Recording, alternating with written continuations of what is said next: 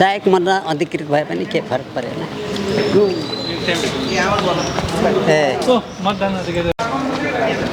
तयारीको बारेमा यसो सानो क्लिप पनि हालिदिने कि भनेर। हरिण भाइ यता राख। नमस्कार साथीहरू, अहिले हामी ठ्याक्कै जनउद्धार मतदान केन्द्रमा छौँ। मेरो अगाडि हाम्रो तिनैजना मतदान अधिकृतहरू यहीँ हुनुहुन्छ। यहाँ क ख ग 3टा मतदानको लाइनहरू रहेछ। नमस्कार हजुर। नमस्कार, म बालकृष्ण अधिकारी हो, मतदान केन्द्र यो जनउद्धार माविको ख केन्द्रको मतदान अधिकृत। अनि अफिस चाहिँ अफिस मेरो सञ्चार मन्त्रालय। अनि तयारी कस्तो के हुँदैछ? तयारी एकदम अब ल फाइनल भइसक्यो। यहाँ हामीले पनि देखिरहेको छौँ, वरिपरि सबै डोरीसोरी टाँगेर ठ्याकठुक पारिसक्नु भएछ। हिजो सर्वदलीय बैठक भयो, आज मतदान स्थलको निर्माण कार्य सम्पन्न पनि भयो। अब हामी कार्य जिम्मेवारी बाँड्नदेखि लिएर आज बसाइ यहीँ हुन्छ। अनि यहाँ बसाइको केही अप्ठ्यारो सप्ठ्यारो केही छैन, एकदम पर्फेक्ट छ। म पनि यही वडा नम्बर 5 को बासिन्दा हो। म यहाँ लगातार पहिले पनि निर्वाचनमा यसो यस्तै सहयोग गरिरहन्थेँ। यहाँको एउटा विशेषता भनेको के छ भने यहाँ झगडा झुगडी केही पनि गर्दैन। हाम्रो अपेक्षा त्यही हो।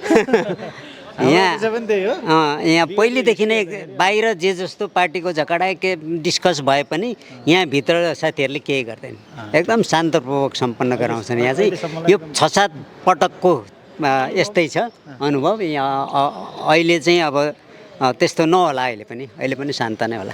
नमस्कार हजुर। नमस्कार नमस्कार। हजुरको नाम? म ईश्वर सिमखडा, जनउद्धार मावि मतदान केन्द्र गको मतदान अधिकृत। हजुर हजुर। अनि कार्यालय चाहिँ हजुरको? म सूचना तथा सञ्चार प्रविधि मन्त्रालय। एउटै मन्त्रालयको? हजुर, सँगै नै छौँ। यहाँ हाम्रो मुकाम अफिस पो रहेछ त। त्यस्तै भइरहेको छ। अनि हाम्रो यहाँ जम्मा 3वटा केन्द्रहरू छ, क ख ग गरेर। अर्को हाम्रो कति सङ्ख्या बाँड्नु भएको छ?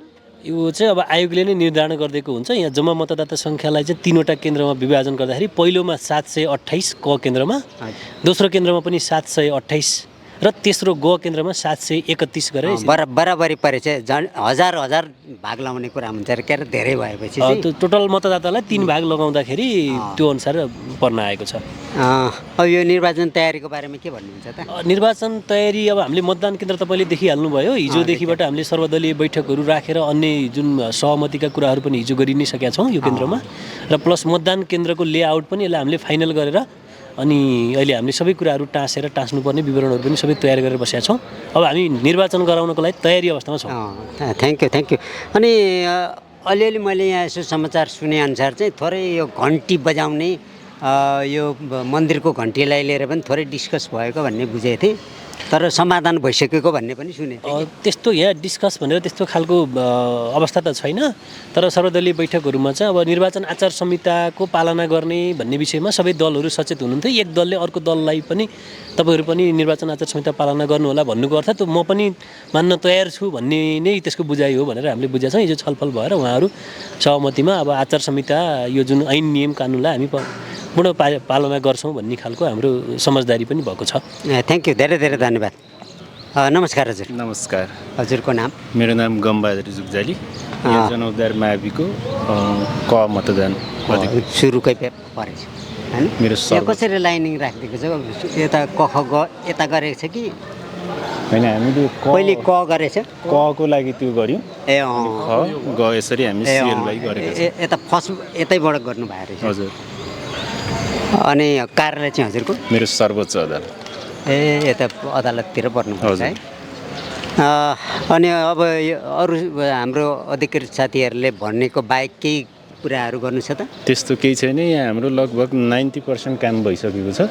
अब केही हाम्रो कर्मचारीहरूको बिचमा काम बाँडफाँड गर्नु बाँकी छ।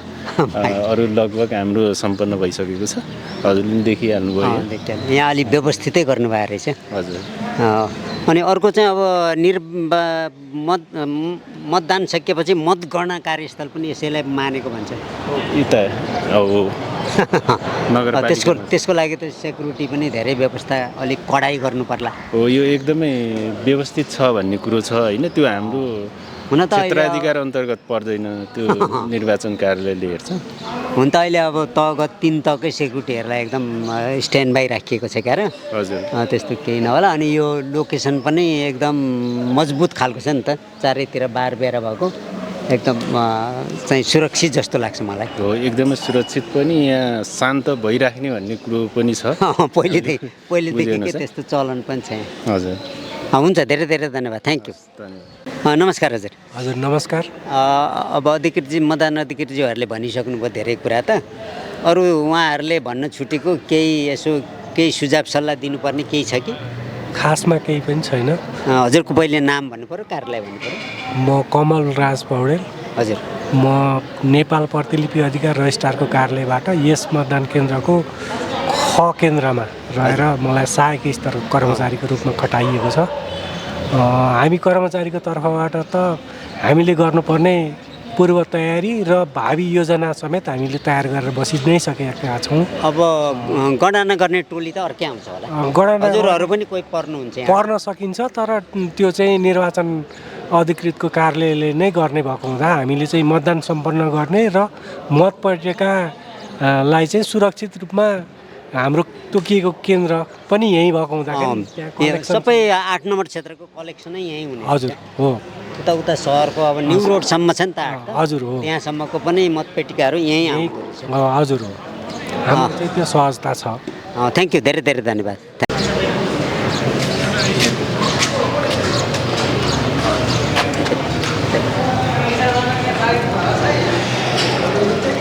सबै चहलपहल नमस्कार साथीहरू, अहिले हामी यहाँ युवा सहभागिता माविको मतदान केन्द्रमा छौँ। मेरो सामु यहाँ मतदान अधिकृतज्यूहरू पनि हुनुहुन्छ सँगसँगै। यो तयारी के भइरहेको छ यहाँ हामी बनाएको नै रहेका छौँ। अहिले भर्खरै बनाउँदै पनि हुनुहुन्छ। हाम्रो हेड सर पनि यता नजिकै हुनुहुन्छ। सुरुमा चाहिँ हाम्रो मतदान अधिकृत सरलाई नै सोध्नु पऱ्यो, हजुरको नाम अनि कार्यालय भनिदिनु पर्ला। नमस्कार, म विशाल भण्डारी, म सञ्चार तथा सूचना प्रविधि मन्त्रालयबाट हो। हाम्रो मुकाम अफिसै पर्छ। हजुर। अनि तयारी के भइरहेछ त यहाँ? तयारी ठिक छ, सबै रेडी छ। अब भोलि बिहान 7 बजीबाट मतदान गर्नलाई रेडी छ। यो पहिलेदेखि नै ठाउँ चाहिँ एकदमै साँघुरो छ होइन? होइन, यो साँघुरो भनेको यतिको ठाउँ, अन्त योभन्दा अझ सानो ठाउँ। अझ सहरमा त एउटा घरमा आँगन पनि हुँदैन। हामीलाई यति भनेको इनफ छ। हामीलाई भोलि गर्न हामी यहाँ पहिला नि गराएको सर हुनुहुन्छ, एक्सपिरियन्स सर हुनुहुन्छ। दीपक सर पहिले। दीपक सर। अरू यो तयारीको बारेमा के भन्न चाहनुहुन्छ त? तयारीको केही छैन, हामी सबै रेडी छौँ। भोलि बिहान 7 बजी मतदान सुरु गर्छौँ हामीले। अनि यहाँका पार्टी प्रतिनिधिहरूको प्रतिक्रिया के रहेछ? उहाँहरू एकदम खुसी हुनुहुन्छ, राम्रै। तर यो हाम्रो जनउद्धार र यहाँ प्राय पहिलेदेखि शान्त मतदान हुने केन्द्रमध्ये पर्ने हो कि? हजुर हजुर। जस्तो सुकै चुनाव होस् एकदम शान्त गर्ने, भित्र प्रतिनिधिहरू मिलेर यसो खाजासाजा पनि साटेर खाएर एकदम आनन्दपूर्वक गर्ने हुन् कि? हामीले पहिले बाहिरतिर झगडा गरे पनि यहाँ चाहिँ गर्दैन। हामी सर्वदलीय बैठकमा हिजो के भनेको छौँ भन्दाखेरि चाहिँ हामी निर्वाचनलाई सम्पन्न गर्नलाई चाहिँ सबैको सुरक्षित रूपले शान्त ढङ्गले सुरक्षित सम्पन्न गर्नु हामी सबैको कर्तव्य हो। हामी त्यसमा सबैले प्रतिबद्धता जनाएका छौँ। अब त्यही प्रतिबद्धता अनुसार हामी भोलि निर्वाचन सम्पन्न गर्छौँ। थ्याङ्क यू, धेरै धेरै धन्यवाद। हेड सरको आफ्नै स्कुल भएकोले अनि अब के कस्तो सहयोग गर्नु भइरहेको छ अनि के समस्या के छ? हजुर सर धन्यवाद। हाम्रो यो नाम भन्नु। मेरो नाम खगेन्द्र प्रसाद रिमाल, म यस युवा सहभागिता माध्यमिक विद्यालयको प्रधानाध्यापक र यहाँ निर्वाचन अधिकृत सरहरू र राजनीतिक दलको आदरणीय प्रतिनिधित्वबाट चाहिँ कुनै त्यस्तो विवाद नभएको र सबै चाहिँ समन्वय गरी एकले अर्कोलाई रिप्रेजेन्टेटिभ छोडेर पनि बाथरुममा जाने, अब एउटा पार्टीकोले अर्को पार्टीलाई विश्वास गर्ने, यहाँ कुनै किसिमको एउटा पार्टीकोले अर्को पार्टीलाई पानी खुवाउने कुनै खालको विवाद छैन र विवाद हुने कुनै सम्भावना देखिएन। हिजो सर्वदलीय मिटिङमा पनि म बसेको थिएँ र त्यो मिटिङबाट चाहिँ यहाँ सरहरू सबैजना, यहाँ चाहिँ सबै दलका प्रतिनिधि करिब 15-20 जना हुनुहुन्थ्यो। उहाँहरूबाट चाहिँ हाम्रो निर्वाचनमा पूर्ण सहयोग र कुनै यहाँ क्षेत्रको मान्छे अनुपस्थित हुनुभएको रहेछ भने त्यो पहिले उहाँहरूले चाहिँ इङ्गित गरेर अहिले त चाहिँ मुख्य कुरा चाहिँ जो मान्छे अनुपस्थित छ त्यसको ठाउँमा अर्को मान्छे ल्याउने, त्यो कतिपय ठाउँमा त्यस्तो विवाद हुन्छ।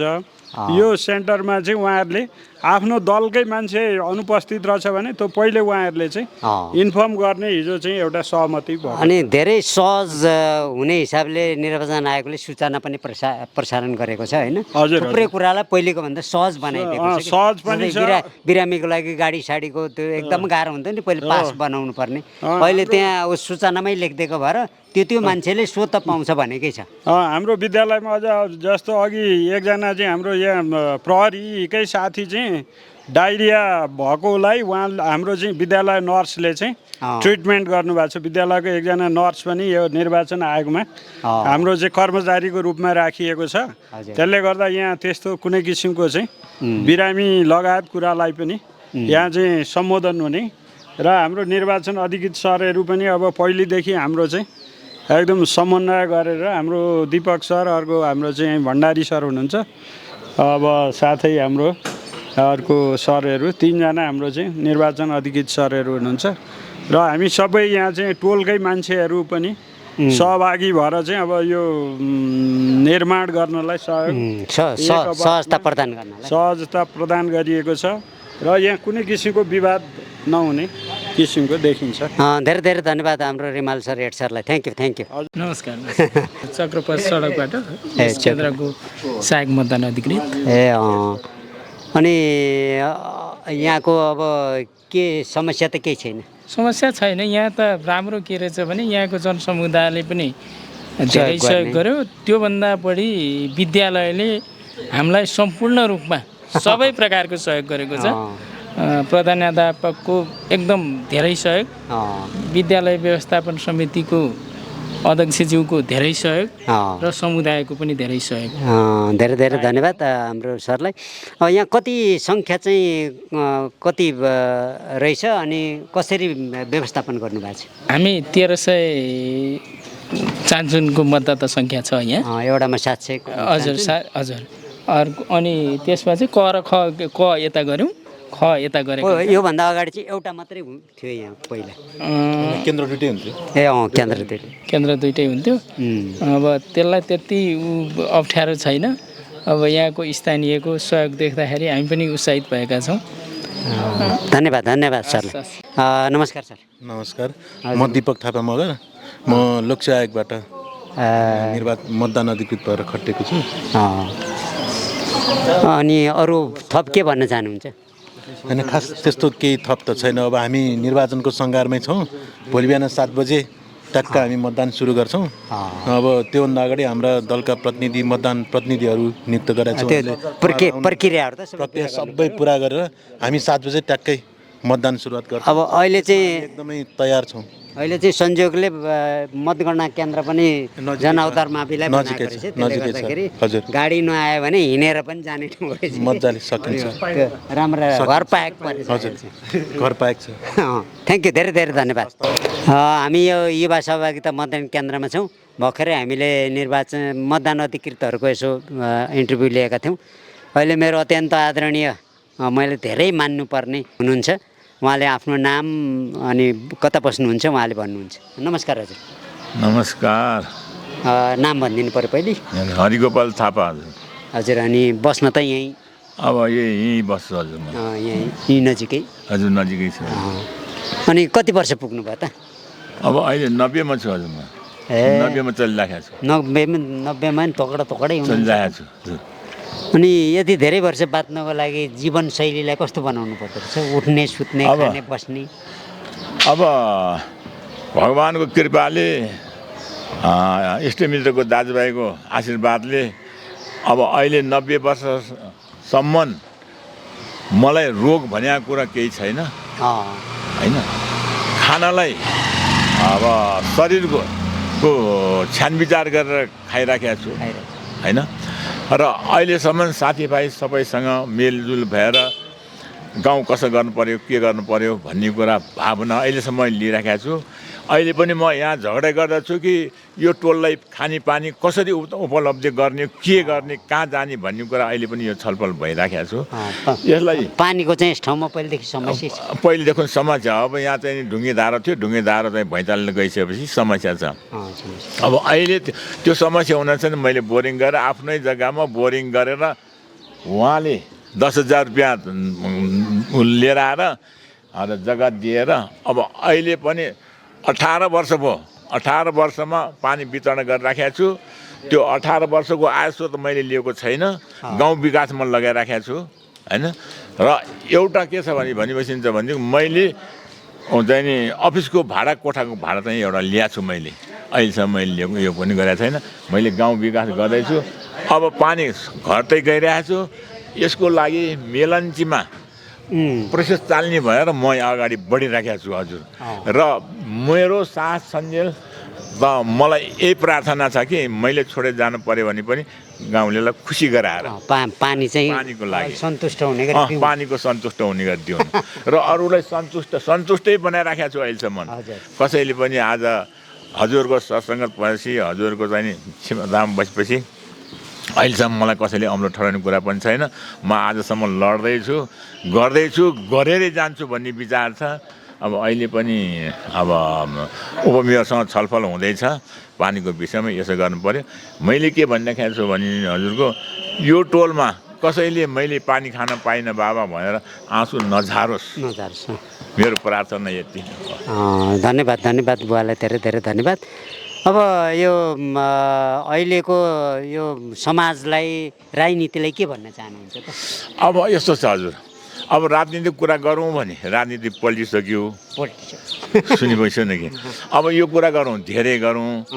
त्रिभुवनको पालामा त्रिभुवन स्वर्गीय हुँदाखेरि मैले कपाल खब्रेको हुँ। धेरै उहिलेकै कुरा। अब त्यो कुरा गरौँ धेरै, त्यो बेला त स्वर्ग थियो होइन, किनभने वातावरण पनि राम्रो थियो, राजखलक थियो होइन। राजखलक र हामी जनता मिलिराखेका थियौँ। हेर्नुहोस्, जनतादेखि राज हच्किने, राजदेखि जनता हच्किने गरेर यसरी सम्हालेर राखेका थियो होइन। अब त्यही कारणले गर्दाखेरि पछि यो कहाँ के भयो, प्रजातन्त्र आइदिएको न कहाँ के भयो, कहाँ के भयो। अब अहिले पर्लक पल्टिसक्यो र यो देख्दैछु हजुर है। तैपनि अहिले शान्ति वातावरण कसरी हुन्छ, के हुन्छ भनेर अहिले खोजेर हिँड्दैछु होइन। अनि अब अहिलेसम्म भोलि मैले गर्दाखेरि पनि आहा त्यो गरिसकेपछि अनि भोलि पनि यस्तै वातावरण रहिरहोस् भन्ने मेरो प्रार्थना छ। अब यो टोलभरिमा सबभन्दा जेठो म हुँ। धेरै अब यो 5 नम्बर वडामा अरू छैन। धेरै बुढा मान्छेहरू अघि लागिसक्यो हजुर। त्यसो भएको हुनाले भगवान्को कृपा, तपाईँ सबैजनाको आशीर्वादले अहिलेसम्म मलाई भित्र रोग केही छैन हजुर। खाना जथाभावी खाएको छैन, तर यो शरीरलाई हेरेर मैले खाइराखेको छ। अहिलेसम्म सबैसँग प्रेम भाव लिएर बसेर मेलमिलाप गरेर बसिरहेको छु। भोलि पनि मलाई यति चाहियो, यो संसार मैले छोडेर गए तापनि सबैको मेलमिलाप भइरहोस्। धेरै धेरै धन्यवाद। थ्याङ्क यू, नमस्कार।